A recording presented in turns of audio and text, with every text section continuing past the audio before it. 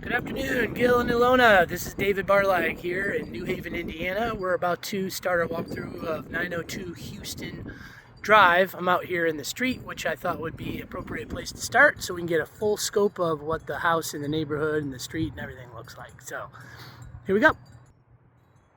Okay, I'm out in the street. There's the house.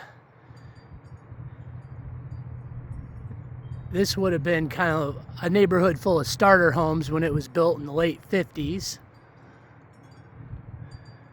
Looks like the tax assessed value for this property is $187,800.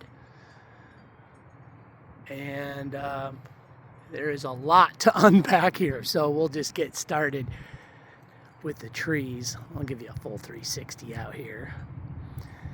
They're all quaint little starter homes from the 50s. Not sure who the builders for all of these would have been. They all appear to be of a similar construction style, which would lead me to believe that perhaps they're all kit houses. I'm not sure what type of kit this would have been. I'm a little too young to know the finer points of those days, but there was a day where you could pick up your Sears and Roebuck catalog and buy yourself a house, and it would show up on a flatbed with instructions and all the lumber and parts and pieces you need to put together.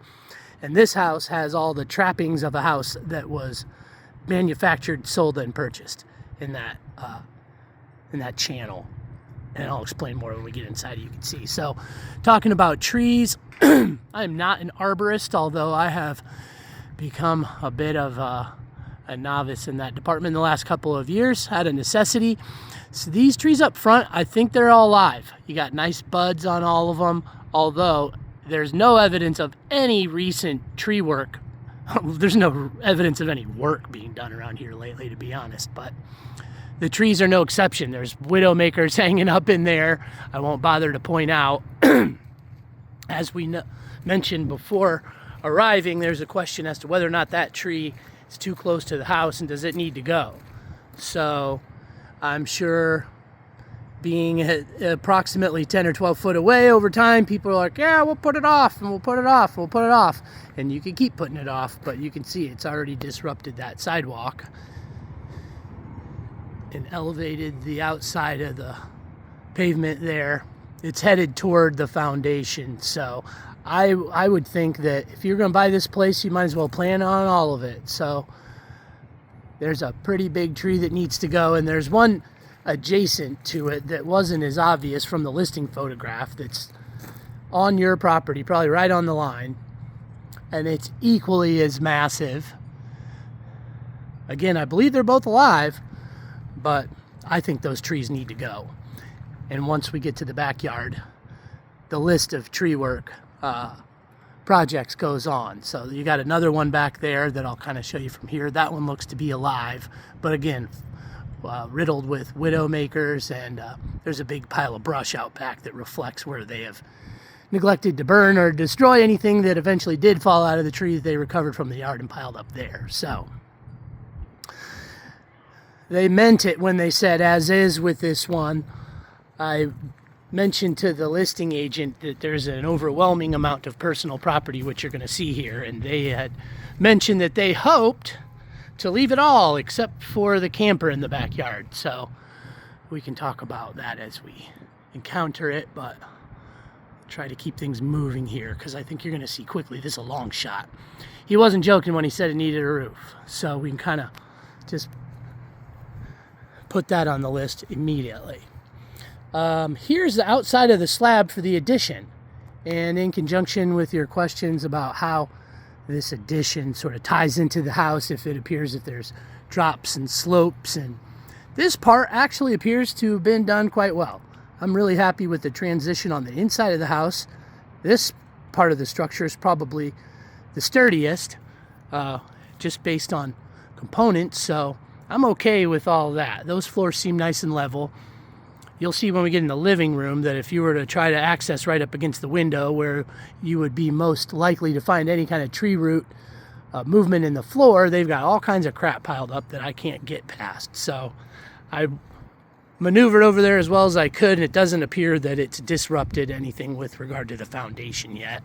Although you can see there's all kinds of stuff growing on this thing. The siding's redeemable, although it certainly needs a power wash. There's all kinds of downspouts that are jacked. The gutters look savable, presuming that there's all kinds of new rain drip and everything put on with a new roof, but this thing needs a roof years ago. Kind of give you an idea of condition of the slab and the foundation here. Looks like there's a chip out there on the corner. That might even be where part of the structure rotted away. But looks pretty good to me. There's one little teeny tiny crack there. It doesn't look like a whole lot of movement's taking place there. That could be settlement. It could be the onset of this big old tree right behind me here. So, okay. So there's going to be your clean out in the front yard, and I'm sure that it ties into the city sewer right out front there.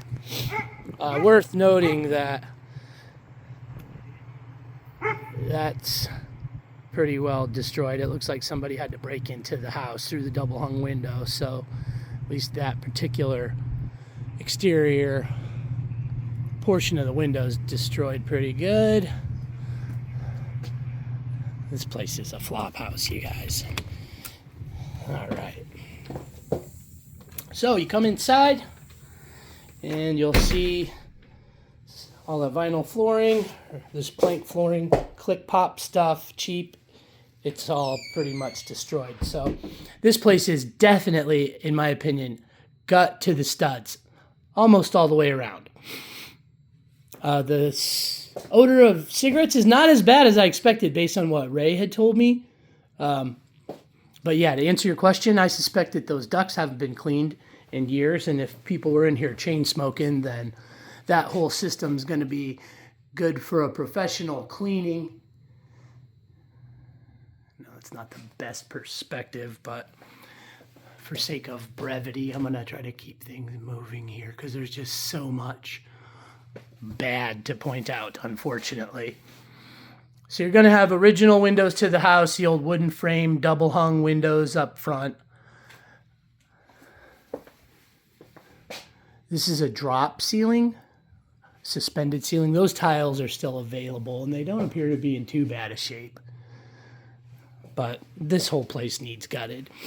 Here's one of the first indications that I had of, let's put my hand on that so you can see that this isn't a standard 2x4. This would have been like a 1x4, or I'm not a construction expert, but these were smaller boards that came in these old kit houses, and this is kind of a tip-off that you can tell. So definitely a starter home in its onset. Here's the worst of the nicotine stains in the kitchen of all places, where it's definitely permeated into the walls. I'd say you can pretty much count on gutting all this.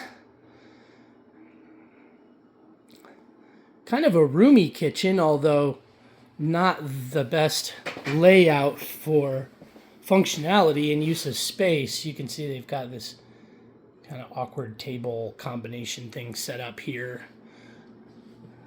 Again, it appears that all of this personal effects and such is their desire to leave. So I would think the short of that amounts to at least $3,000 worth of dumpsters coming and going and people hauling crap out of here. That might be modest. $3,000-$4,000 just to get all this junk out of here. Here's your box. I've got a still photograph that I can show you that will allow you to verify that that's 200 amp service. And the box looks newer. There's no stickers or, place where a guy signed off and slapped a date on it to tell you when the work was done. Presumably, I'm guessing that the box would have been updated when they did the addition onto the back of the house, is what I think a reasonable person would assume. So this one car garage area is insulated, at least on the attic side, without any kind of sheetrock or anything to hold it back. Lighting in the house is really sparse. Sorry if I'm walking around without proper lighting here. I'll flip on some. Some of the lights work and some of the lights don't. So, slab in the garage looks good. I don't see any cracks. I mean, not anything significant with movement, you know. It's going to have little cracks over time. And you can kind of peer into the attic space here, at least enough to see the original sheathing of the roof still up there. And it looks like there has been, like it's been there a long time, and it's seen exposure to moisture. I don't see anything that might be called out as microbial growth or potential mold, but I think it's safe to assume that we're not doing a second layer on the roof. It's a full tear off with decking. Cool. Haven't found the water heater. Little step up here. I'm going to guess that the water heater is in the attic. And that's in this space right here, which we can come back to at the end. Come down here, though, to find a couple of bedrooms. Again, this is 16,500 square foot with the addition. So when this was originally built, this probably would have been closer to 1150, which means these bedrooms are quaint. So I would guess this is maybe 8 by 10. You've got your original double hung windows over here. I see storms and no screens. Again, same flooring all throughout the house. It all needs to go. It's got water damage and all kinds of damage. So, okay. Bedroom number 2. It's probably what would be considered a primary bedroom. It's going to have the biggest closet here. And again, I mean, this place is rough. A rough unit, my friends.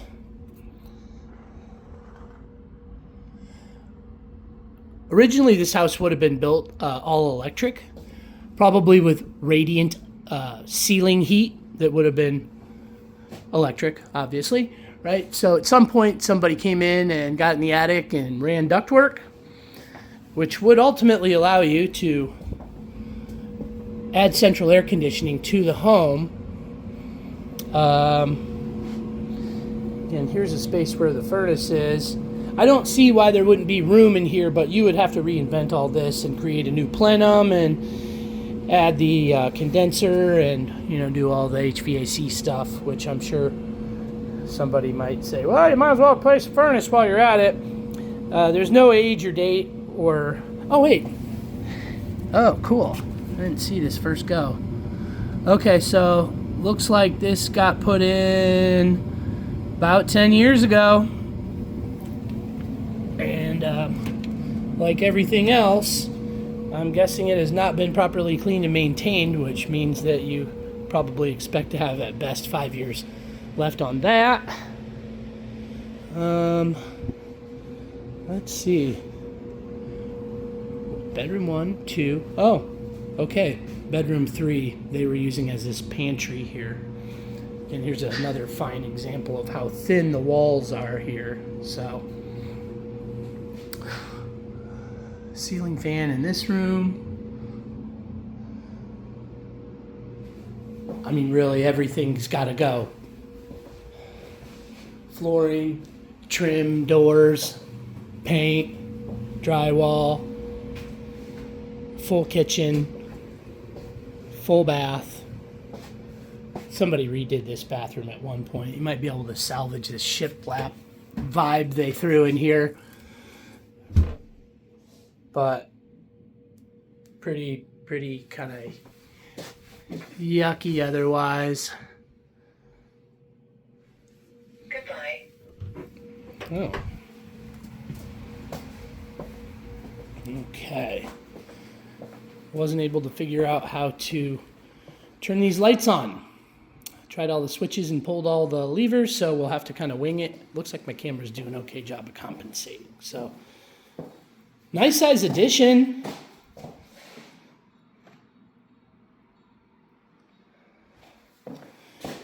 And you're going to find newer vinyl windows all throughout this back portion of the house, as you would expect for the newer construction period. Again, kind of cheap baseboards. Looks like all the outlets are grounded based on all the Romex and the new box and everything. This is a proper gas insert. I see a gas line. I haven't looked at the sales disclosure to determine whether or not that's functional, but I'm sure they said they don't know because that's what we do to cover our butts.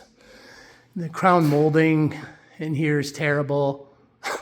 This place is really terrible, you guys. But at the right price, everything can make sense. So, French doors back here.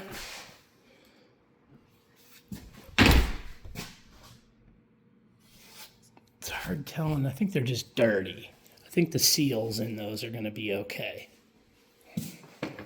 Well, they're filthy. Well, you could clean and paint that. I'm just thinking out loud, guys. This place is overwhelming.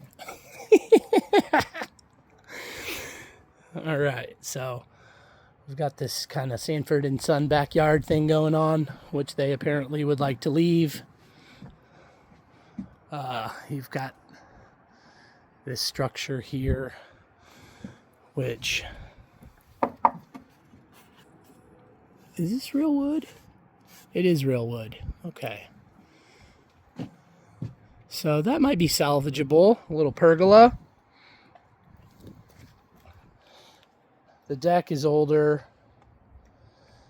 The boards look okay. I think it could be brought back to life.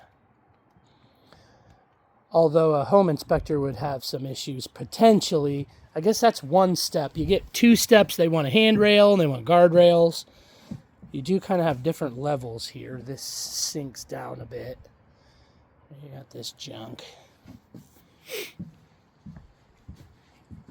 And it's covered with moss, so it's slickery and slippery. Just like the old roof.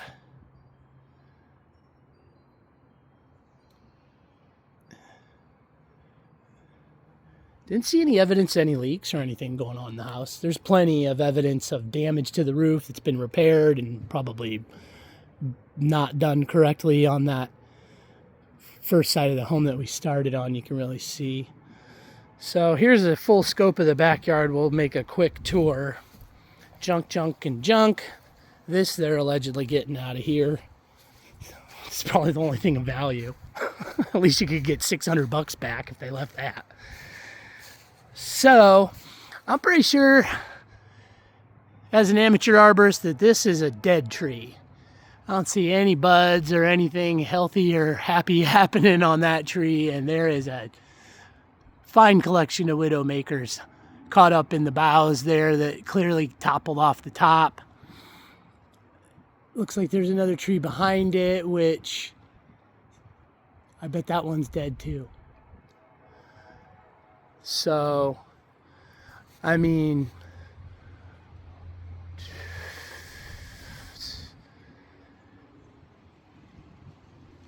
boy, I think you got $7,000 or $8,000 with a friendly price tree removal here. I got this shed that's too close to the house. That's gross, that needs to go. And now, ironically, that's something that you might... there's no slab. Sometimes they want you to get a permit to demolish a shed like that. We're in New Haven, though. I reckon these neighbors aren't going to have too many complaints. It's not like we're on the golf course. Boy, let me think back through the list of things you all asked about to make sure I covered it all. You can see this. What fence there isn't exactly what I'd call functional. if it's not completely demolished, like this sort of front region here.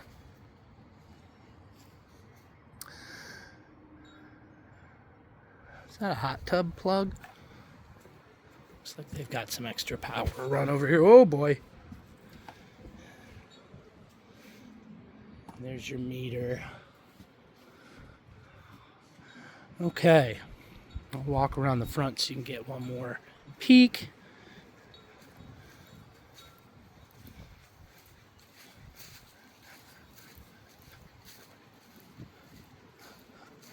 But this place is gonna need a lot of love. So, all right, I'll get this uploaded to the interwebs, take an opportunity to crunch some numbers and tell you what I'm thinking, and then I'll get with you here shortly.